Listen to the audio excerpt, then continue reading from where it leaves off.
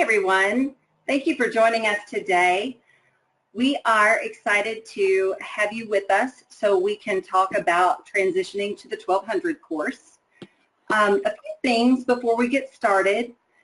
You are muted, and with so many people on the line, white noise, background noise will have a lot going on if we don't keep you muted. So if you have questions, please just put them in the chat or the questions window over on your panel. Mine is on the right-hand side. That's why I keep looking over there. So I hope that yours is too and that you can find that easily. I and my colleague Tiffany will be answering those questions. So if you have questions that we need to pose to our panelists, we can do that as well. So please put them in there. Let's see. I would like to introduce the folks who are with us today. So Bob Strayer, Dr. Robert Strayer, is author, as I'm sure you all know, of Ways of the World textbooks. He started as a sole author, and he has since added a co-author, Dr. Eric Nelson. And Eric couldn't join us today because he has the best excuse I've ever heard when I've asked someone to do a webinar, and that is, I'll be in the Alps. So Eric is Eric's having fun in the Alps, and we are doing the webinar. Also with us is Andalee Seat. She is a teacher and AP exam table leader, and has been, we were just talking about this, since 2002, since the course started. She's been a reader since 2002 and then became a table leader, so she's been at every reading since 2002. Deborah Grebel-Becker, this starts the hyphenated portion of our call. Deborah is also a teacher and exam reader. And I'm Janie Pierce-Bratcher. I'm the marketing manager who will be trying to manage your questions and get everything coordinated here.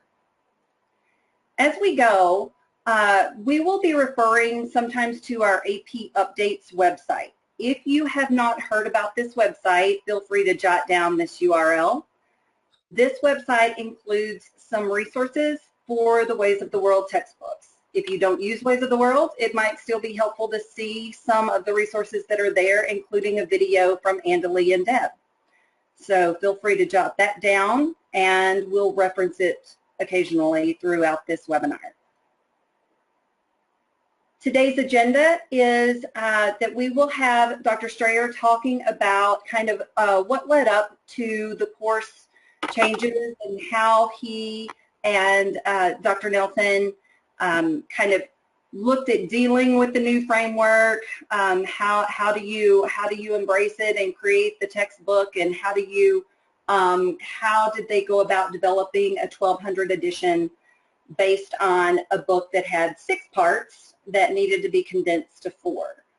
Andalee and Deb are then going to talk about what the new course is and what the new course is not. They're going to really dig in on the course itself.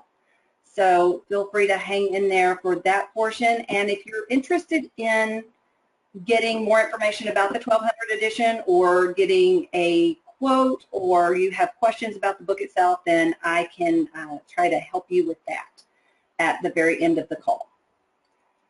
So I am pleased to introduce Dr. Strayer, and he is going to take over now. Thank you very much, Janie. So on behalf of Eric, who is blessedly free of all things electronic up in the Alps, and myself, I'm delighted to be with you and to share with you something of our process in developing the post-1200 version of Ways of the World. When the new framework was introduced about a year ago, and then of course it was subsequently revised from 1450 to 1200, Eric and I, together with the folks at Bedford, began to think about how to deal with the anxieties with that this new starting point had provoked among teachers. And there were many of them. There was yet another revision that required teachers to adapt on top of a number of other revisions over the past 5 years. There is yet another list of key concepts. There is a new theme, technology and innovation.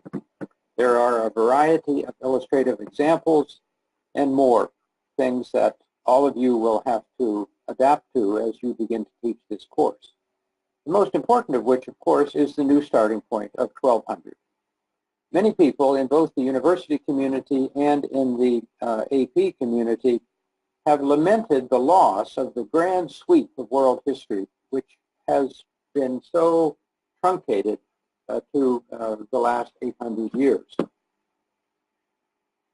And then, of course, there is the very practical question of how you jump into the stream of world history at an arbitrary date, 1200 in this case.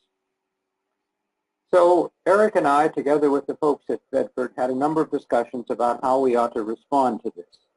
Our first thought was to develop a correlation guide that linked the textbook to this new framework.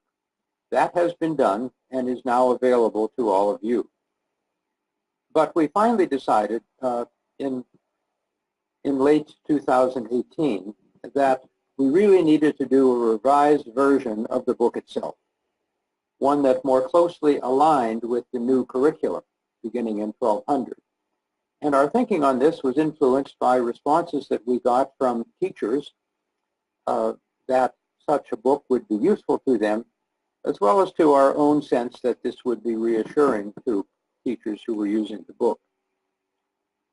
In undertaking this revision, post-1200 revision, we had access to the framework document long before it was released publicly, which just happened about a week ago.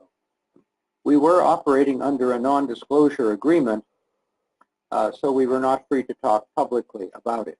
Now, of course, we can. And so in late 2018, Eric and I began to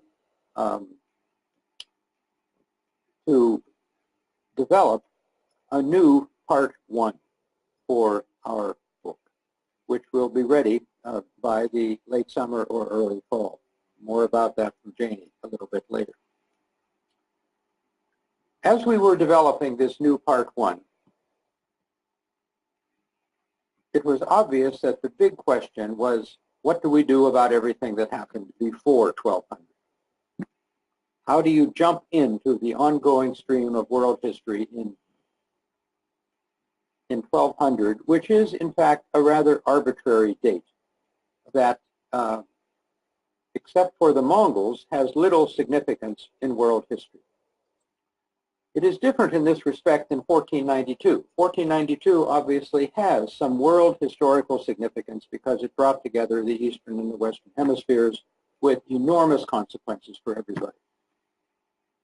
It was helpful, however, that the College Board recognized and emphasized that its units 1 and 2 would require some context, some background, some discussion of pre-1200 material. They especially emphasized that it would be important to address some of the great religious or cultural traditions that had existed for a long time. After all, cultural traditions seem to last longer than political and social structures. So the question was how to embody this in Ways of the World. How do we provide enough contextual material to make the world after 1200 meaningful in light of what went before? And we hoped also to compensate a little bit for the loss of the larger timescales that were cut off in this new version of AP World History. So here basically is what we have done. In the prologue to the book, we provide in about 3 pages a brief effort to set the entire human story, the entirety of human history, in the context of what is often called big history, which refers to the history of the cosmos and the history of the planet. So in 3 pages or so, we have sought to contextualize the human story within the framework of cosmic history and planetary history. Slowing down then from dealing with billions of years of history to merely thousands of years, we turn to the new part 1. We did not follow the precise order of topics as they are in the new framework document, but we have included the major key concepts and topics from the new revised curriculum. The big picture essay for part 1 raises questions about two things: about the meaning of 1200 as a starting point, and about the meaning of modern as a description of the course. Both of these are, of course, problematic, and we thought it was useful to acknowledge at the outset some of the debate that surrounds these notions of starting in 1200 and of defining this as modern. It raises the question, of course, as to what modern means and when it started. In Chapter 1 of Part 1, it's entitled Before 1200, Patterns of World History. In this chapter, we briefly address major patterns, major turning points in the human story before 1200. We begin with a couple of paragraphs on the Paleolithic era of hunting and gathering societies, which of course occupied about 95% of the human story. And then we moved on to the agricultural revolution, which arguably is the most important change in human history, because agriculture provided the foundation for practically everything that followed, and over the course of time became global. So we deal with the agricultural revolution and what it meant. Among the things that it meant, none are more important than the rise of civilizations. And so what follows the agricultural revolution is some consideration of the nature of civilizations. What is distinct about civilizations as a social order? Cities, states, classes, patriarchy, writing, occupational specialization, and so forth. And so in this section of Chapter 1, we deal with the major features of civilizations, their impact on the environment, and a little bit of the ways in which they vary from one civilization to another. So some comparison. One of the major outcomes of civilizations were these enduring cultural or religious traditions that have continued into the present. And so the rest of Chapter 1 deals with these cultural traditions. In South Asia, we speak about Hinduism and Buddhism. In East Asia, Confucianism and Taoism. In the Middle East, Judaism, Christianity, and Islam. And then the chapter concludes with just a reminder in a page or so that these civilizations and these cultural traditions were not isolated from one another, but that they interacted and encountered one another all along the way.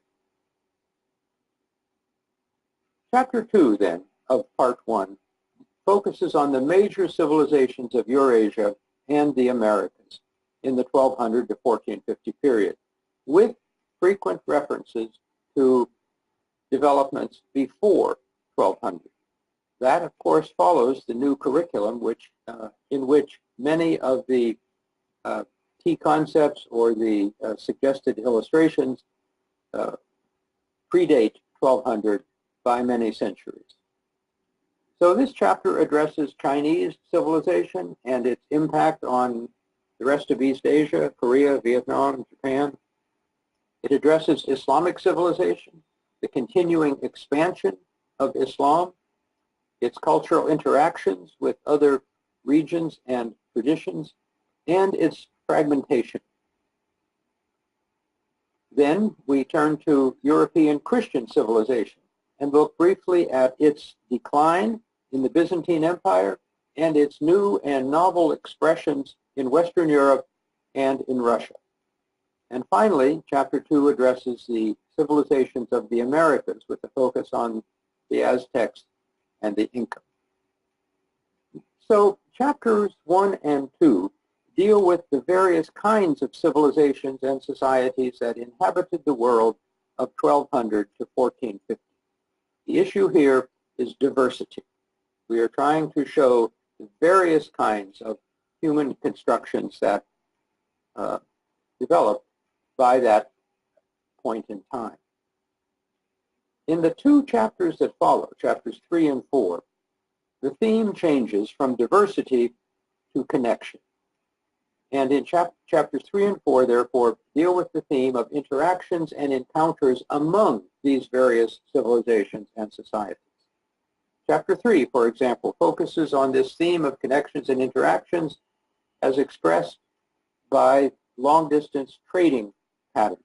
The Silk Roads across Eurasia, the commerce of the Indian Ocean Basin, the trans-Saharan trade, the Islamic world as an arena of interaction, and the more modest interactions that occurred within the Americas. It is here that Africa and Southeast Asia become much more prominent in the course. Chapter 4 continues this theme of connections and interactions by examining the Mongol experience. The Mongols are the one thing that I can come up with that actually gets started around 1200. But even there is some prehistory of other pastoral societies that we briefly sketch in. So, part 1 of Ways of the World deals with units 1 and 2 in the new curriculum. Part 2 of Ways of the World deals with units 3 and 4 of the new curriculum.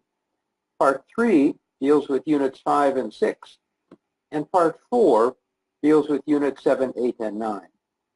So this means that the overall structure of Ways of the World, the chronological structure, precisely follows the new AP World History framework. I did want to say a word about what we have done in Part 4 in Ways of the World.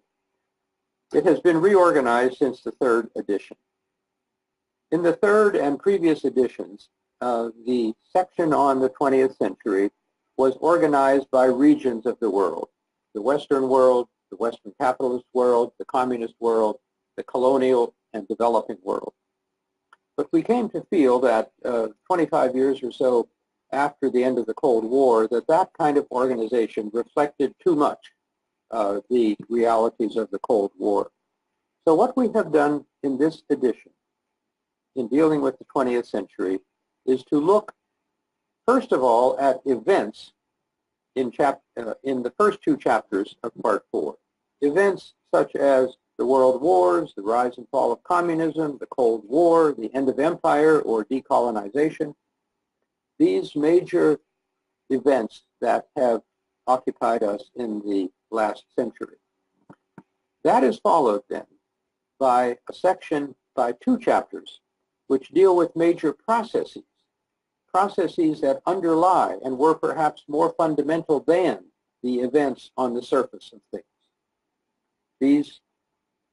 These chapters deal with processes such as technological innovation, economic and cultural globalization, feminism, fundamentalism, population growth, migration, the environmental impact of modern life, closing with a consideration of the emerging climate crisis. So that is the shape of this new post-1200 version of Ways of the World. I want to say that Eric and I were both stunned at the speed with which Bedford was able to get this out so quickly. And we are very hopeful that it will be useful to those of you who are confronted with the daunting task of actually teaching this new curriculum. All we had to do is write about it. You have to teach it. And to help with that, I will turn this over now to Deborah and Andalee. Many thanks.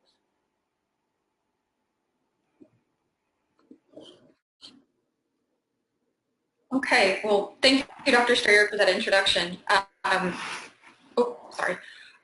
Andalee and I are going to be talking about what's going on with the new course, what it is, what it's not, changes that are happening within it, and what changes you might need to make in your own course.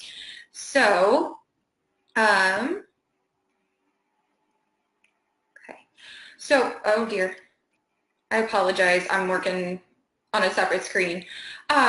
first thing we wanted to address, and this was kind of addressed in our video that Janie referenced earlier in the webinar, is what's the goal of the new framework? And this is mainly from the perspective of College Board. So if you haven't heard the rationale, this is kind of what this new framework is coming in for. So first off, one of the thoughts College Board had about this new framework and why they've structured it the way they have is to lessen the amount of material students need to learn. Their idea is that 10,000 years of history is a lot to learn or teach, which we know it is a lot to learn and teach. We can do it, but the hope is with this, by lessening it, it'll allow students to gain a better grasp of the material and allow teachers to go more in depth on the material as well. And that's another big thought behind the new framework, is allowing teachers to go more in depth on topics that we used to have to skim over, focusing more on non-Western developments in certain areas or areas that maybe we're not familiar with, and it's a good opportunity for everybody to dive a little deeper into world history and get a broader view of it.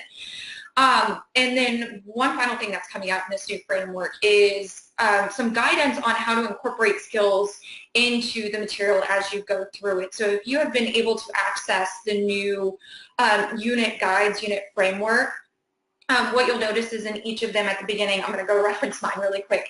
At the beginning of each unit, it's got a unit at a glance where it tells you topics, and then there's a suggested skill or reasoning process to go along with it. So for example, in Unit 1, topic 1.1, which is about developments in East Asia, has the recommended skill of continuity, change, and contextualization to teach with that. So they are giving some guidance there on how to blend together material and thinking skills and reasoning processes. Okay, and moving on to everyone wants to know is what has changed about the course, what's changed about the exam. Is this a redesign? It's not a redesign. It's an update to our AP World History course. It's not a redesign, even though we know that it feels like it's a redesign. So basically, as we've already mentioned previously, the course is now divided into 4 time periods. They start at 1200 CE, and then those time periods are further divided into 9 units of study. They have renamed the themes. We still have the 5 original themes. They have been renamed, but now we've got the addition of a technology and innovation theme. What we're also seeing is much clearer learning objectives clearer connections between the learning objectives and the specific topics that are expected to be taught. In regards to this exam, there are a few slight changes. The multiple choice questions are going to remain the same. They're still going to have the 2 to 4 questions with a stimulus. The DBQ is going to stay the same, and it is only going to be, the topic of the DBQ will only be after 1450. SAQ and LEQ structures are the same, but the time periods have been changed slightly. For SAQ number 1 and number 2, we can go from 1200 to 2001. SAQ number 3 will go from 1200 to 1750, and SAQ number 4 will go from 1750 to 2001. The students will still have to answer SAQs 1 and 2, and then they will have a choice between SAQ 3 and 4. In the LEQ, LEQ 1 will range from 1200 to 1750. LEQ 2 will range from 1450 to 1900, and then LEQ 3 will range from 1750 to 2001. So that's a slight change, one that's not difficult to incorporate as we are looking at how we're going to change the class. There is also a very slight change in the task verb phrasing. And in the course description guide, you see a list of the task verbs that are going to be used. So we will see describe for the SAQ, evaluate the extent to which for the LEQ. It's essentially the same thing, but we've just had some rephrasing. As for the course, Deborah, will you, is it time to go on to the second slide? You kind of addressed the course, so. Okay.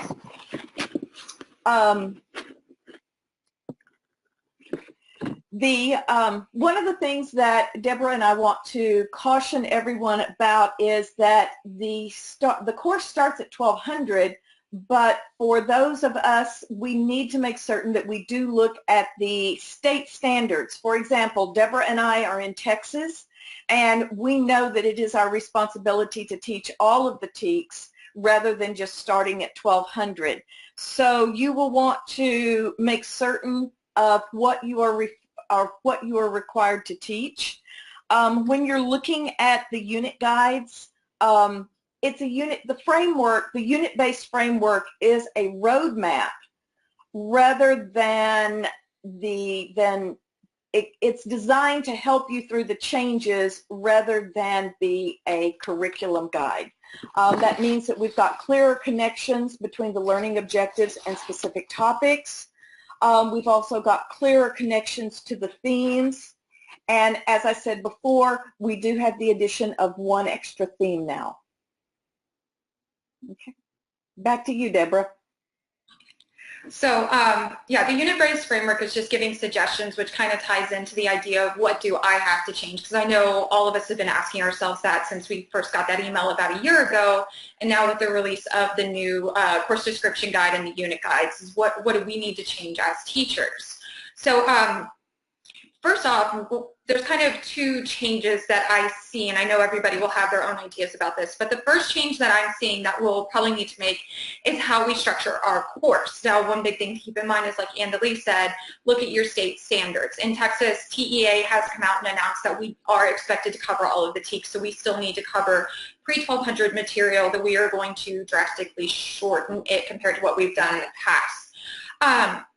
But in other places, you might be able to start off at 1200 just fine and, you know, move along with the new unit guides. But again, it's up to what your state says. We strongly recommend y'all look at that. But when structuring this course, for example, because we still have to teach the TEKS, our essential knowledge and skills, but getting the kids ready for the new framework, we're having to look at how we have to shorten what used to be periods 1 and 2. How do we still give that background information for the pre-1200 material, and then actually stretching out is the best way to put it, parts of the new units from 1450 forward. So looking at that unit-based framework can be helpful with that, with figuring out how you want to pace things. But again, it's just a suggestion, so you work on what works best for you and what you know will work best for your students. The other change that we're seeing as we look at the course and look at the new framework is the ability to go more in depth on different topics and to explore new topics that maybe you haven't been able to do before. So here, the new illustrated examples, that's one of the biggest changes you could say coming in this new framework, are the addition of new illustrative examples are going to be very helpful with deciding where you want to go in depth on this. So for example, I was flipping around the unit guide earlier, and topic 5.2 kind of struck my eye with the illustrative examples for call for national unification or liberation. In the past, this is focused on like the Philippines and Germany and Italy and Argentina, I believe. But now they're bringing in examples of Maori nationalism and the New Zealand Wars, Puerto Rico, Balkan nationalism, and Ottomanism. So I'm kind of already playing around some ideas of maybe bringing in the Maori national movement in my own class. So that's kind of an exciting idea to dive into that and get some new ideas and have the kids explore some new things. And then a final change that kind of hit me earlier as we were talking about what we were going to discuss today is if you have any type of unit study guide or key concept study guides, you will have to kind of change that. I've been working on our Unit 1 study guide and have kind of been able to wrap that up, and notice you're going to go a little more specifics into your study guides than you have in the past with the key concepts. So that's kind of some of the changes that we're seeing there, what we're thinking about doing ourselves, and what we kind of recommend people look at. Okay. Awesome. Do you guys want to take some questions? I'm okay with that. Sure. Okay. So let's see, and please feel free, everyone on the call, to ask questions if you have questions. So for the actual AP test, did this year's test or will next year's test actually list out the necessary essay components like the sample test did? Or will the new test just list out the 3 to 5 paragraph statements of what a good essay should include? I think that means on the rubrics maybe, or Tim, is that what you meant? As I understand it, with the exam, for example, the instructions for the DBQ, those are going to remain the same.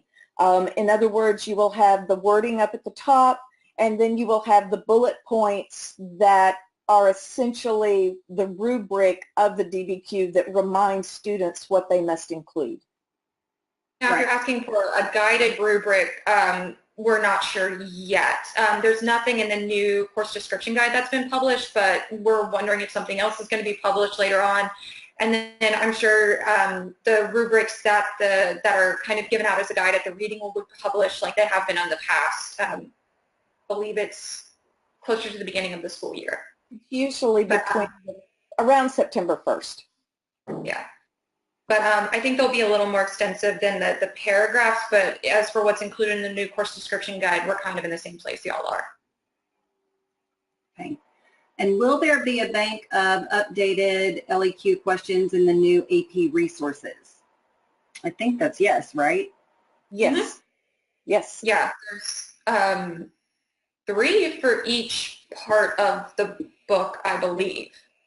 Yes. And there's some example ones at the end of some of the chapters as well that you can play around with. Yes, and there is thinking about the College Board. Yes, there will be, because it's the new AP resource page, which, I mean, again, we're in the same place as everybody else, but theoretically, that should have a bank of not just multiple choice questions, but LEQs and SAQs if what they're telling us holds out. As well as some DBQs.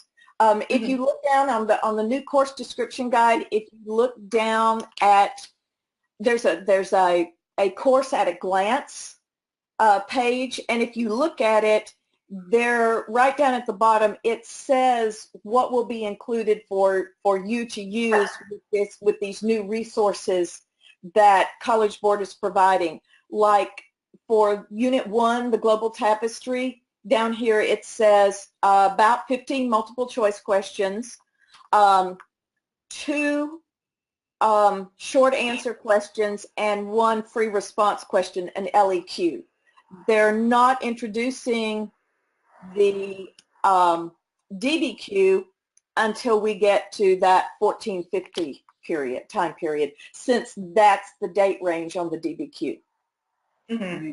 Yeah, so if you're looking at the course description guide, that's pages 22 through 25. Yeah. And so, sorry, go ahead. It's one of those pages that's in color on the course description guide, okay. So it's easy to find. Let's see, we have another question on the school year. So 36 weeks in a school year, roughly. How much time do you advise to spend on pre-1200 material? That is a really tough question. One part is we are actually on what's called an accelerated block schedule, so we see our kids for 1 semester.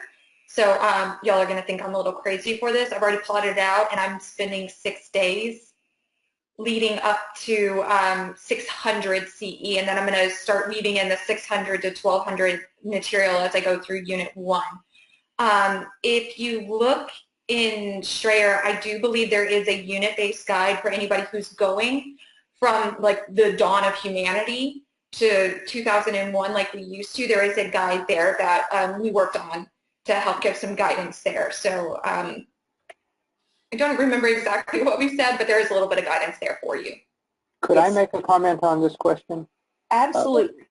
I don't think it's entirely a matter of doing up to 1200 and then starting over. What we're suggesting in Ways of the World is that you spend a couple of class periods on the major changes that have occurred before 1200. The agricultural revolution, the emergence of civilizations, the emergence of major religious traditions. But then, as you go through the rest of it, you will need, on occasion, to go back before 1200 in order to make something that happened after 1200 meaningful. There's no way to teach the Silk Road trading network by just starting at 1200. The students have to be aware that the Silk Road trading network long predated 1200. So I don't think that, for the most part, you will be simply going up to 1200 and then forgetting everything before 1200. But when you come across topics that have a long time scale and that certainly did not begin in 1200, you will need to give a little bit of contextual material as you go along. Here. Okay, and would you recommend incorporating things like Socratic seminars, projects, and simulations to create in-depth to create depth in these topics? Yes. Absolutely. Okay. Yeah. We've been incorporating that in our own classes for a couple of years, and it's been helpful. It helps the kids dive in a little more. It's definitely a way to go, especially with the changes to the course and how much longer we have on certain topics. Right. So now that you've got more time, definitely. Yes. Yeah. Okay. Let's see. I'm trying to pick out questions that I can't answer. That aren't like book issue. Let's see. Should I incorporate? Oh no, that's the same question. We're on a semester schedule where we see new classes every semester. That's our schedule. That's our schedule. Is there a place that I could get suggested pacing guide? If you'd like to email me.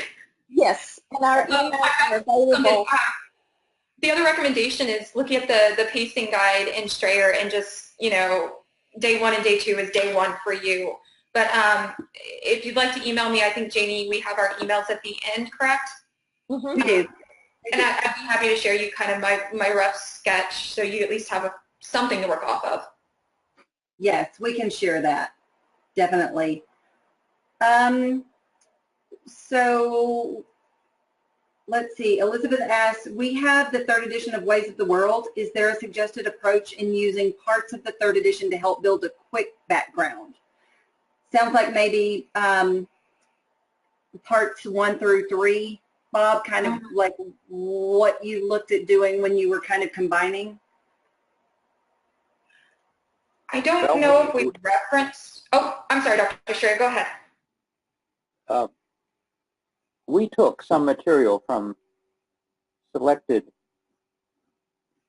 sections of parts 1 through 3 of Ways of the World. But I think that we do have a correlation guide that makes clear what, if you're using the 3rd or the 2nd edition, we have a correlation guide that that reflects how to use material from these earlier chapters in order to fill in some of the context. Am I right about that? Yes. Yes, And I will say. And where is that available? How do people get a hold of that correlation guide to previous editions?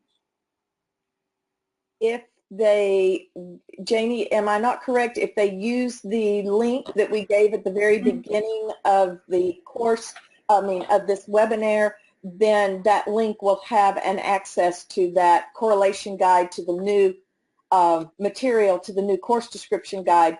Deborah and I put it together, and Yes. I'm sorry, we updated it. There's a link for that for the 3rd edition as well as for the 4th edition, that's coming out. Mm-hmm. Yes. So if you joined a little late and you missed our AP Updates website, I'll give you that at the end as well, because it's got a lot of these resources that we keep mentioning. Let's see. Any recommendations for summer work? One of the, I don't know. There's pros and cons to summer work on all sources. Not only is our school district on an accelerated block, I teach a humanities block with pre-AP English 2 and AP World History. So I have my AP World History students every other day all year long, and they have a pre-AP English summer reading assignment, and our English teachers have been generous enough to allow Deborah and I to have the students have the choice of reading History of the World in 6 Glasses or Writing on the Wall as part of their summer reading assignment. But I think on a summer reading assignment, a lot of it is going to depend on the students that you teach. It's not necessarily something that you have to assign.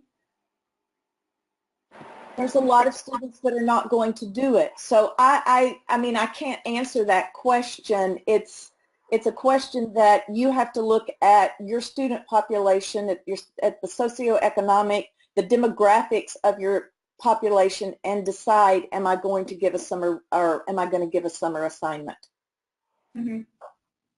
I agree. I think too, I'm most familiar with the 3rd edition of the Ways of the World Teachers Edition. I haven't looked closely at the 4th edition yet, but I recall that Jay Harmon had a list in there of novels that he also liked to assign for pre-reading. So I can post that as follow-up if anyone would like to see that.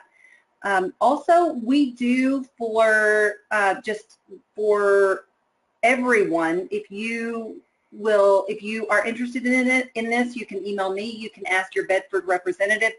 We always post 2 chapters of our textbooks online so that you can assign summer reading from the textbook. And we will have, obviously, the full 4th edition ready since it's published, but also the 1200 first 2 chapters ready to be posted as well, if you want to share that with your students for summer reading, so that you can kind of get a jump on the textbook. Let's see, what other questions do we have? We also had a question about, and I wasn't sure exactly who might field this question, but I'm just going to throw it out there and let you guys answer this. So it's a grenade. I'm just going to lob it. So Tim has been using Ways of the World, but has discovered that many schools do not actually use a college-level AP book and instead use an abbreviated summary text for content and then focus additionally on essay skills. Any thoughts on this strategy? I mean, of course I have thoughts, but I'm biased. Andalee and Deb, what do you think? My gut reaction hearing that is I can get, especially depending on your school population, we do teach at a fairly affluent school, so reading level, access to materials is not an issue. But my concern with using a text summary is it doesn't always go into detail. That would help the kids make connections or flesh out thoughts that I think is such an important part of this course, especially the making connections part of things. So, I mean, if you're going into more detail in class, I could maybe see that, but I'd also feel like that would lead to a lot of standing and delivering as well. But that's just my initial gut reaction. And I agree with Deborah. Perhaps the summary textbook might be good for in-class research if you're going to do in-class projects, but I don't really feel that it's going to take the place of a textbook. Mm-hmm. And I guess if you're looking to maybe shorten, oh, I'm sorry. That's my personal opinion. Okay. An author, of course, has a distinctive point of view on this question, but I think the more general issue is that this is a college course, and whether you use a textbook or not, it needs to be college level material, not some watered down mishmash that that the students are able to get through. If you're not doing college level reading in this course, I think we are deceiving our students as to what they are actually getting from an AP course. And if I can build on what Dr. Strayer was just saying, after all, our multiple choice questions are stimulus based, and they do need to have that experience of reading that level of material, and a college textbook is going to give you that level of reading material. Yeah. I guess something else to think about as well is if you're just worried about 50 pages of reading over a night, maybe going through and pulling out the sections you want the kids to focus on. So they're still getting the in-depth material, they're still getting the college level reading material, and getting that practice for the stimulus-based questions that Andalee was referencing. Yes. Good idea. Does the new book do what the old version does in incorporating the skills of CCOT, compare and contrast, and causation into the chapters? Oh, yes. Oh, yeah. It does. It does so very, very well. And it's very easy to teach the students those skills using Ways of the World. Mm-hmm. Mm-hmm. So evidently we have opened a can of worms or lit a fire with the question about the summary books. Teresa asked, what do you think of the AMSCO books? I assumed that was kind of the summary books that we were talking about. I did not make the connection that was the summary books they're talking about. I did. I know they're used a lot supplementally. Yes, across they're an excellent supplemental text. We have AMSCO in our own classrooms to help out with class assignments and just offering another source of research. Mm-hmm. So, yeah. Right. I know that across the disciplines too. I know US uses them heavily as supplements. Our human geography teachers use them as well, really heavily as supplements. Our psychology teacher uses it very heavily as a supplement as well. Yes. So I would say, Teresa, probably supplemental, maybe not your college level standard text. Mm-hmm. I don't think that anything can really take the place of a college level text for students in an AP class. After all, we are teaching college level material, and we are expecting them to take an exam that is going to gain them college credit. So I do feel that they do need to read the college level text. I have not seen or read the AMSCO text, so I have no comment on that substantively. But what I would ask you to look at is whether there is in any supplemental material a dimension that I have tried very hard to incorporate in Ways of the World, and that is a kind of a reflective dimension. One that asks questions, one that asks students to argue with the text, one that reflects on or ponders, muses, one that does not simply present this material in an encyclopedic fashion, but uses it to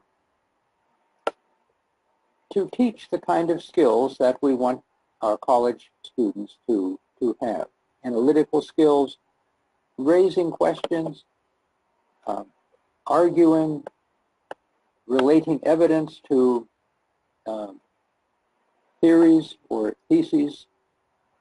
So it's that element of reflexivity perhaps, that I hope would not be missed in whatever supplemental material you are using.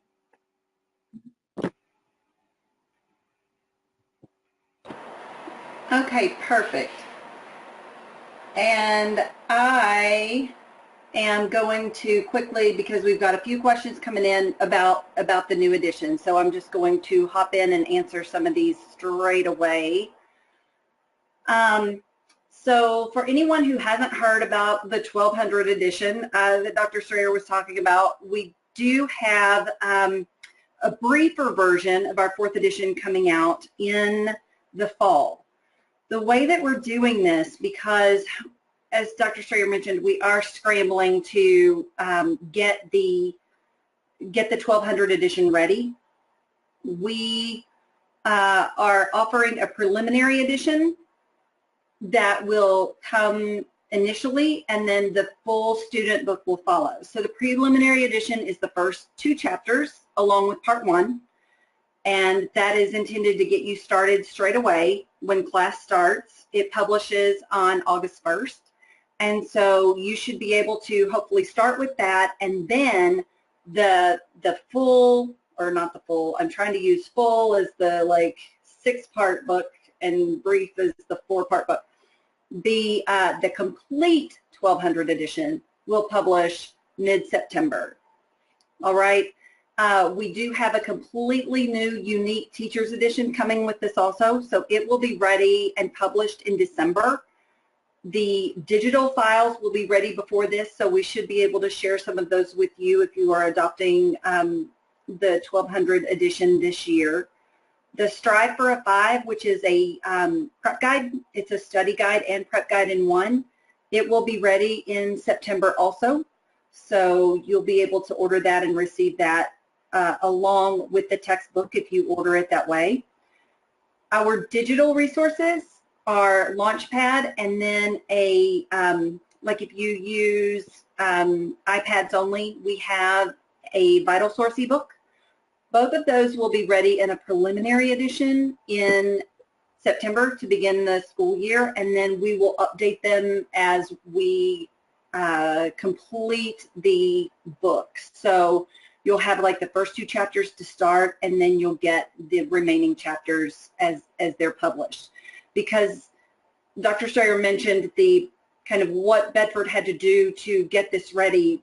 All of the changes are on the front end, right? So if all of the changes were on the back end, we could give you more information up front, but because all of the changes are on the front end, we're kind of getting those out, and then we'll be able to push the rest out much faster. Because if you look at the original full 4th edition, it's got 6 parts, and parts 4 through 6 match parts 2 through 4 of the 1200 book, if that makes sense.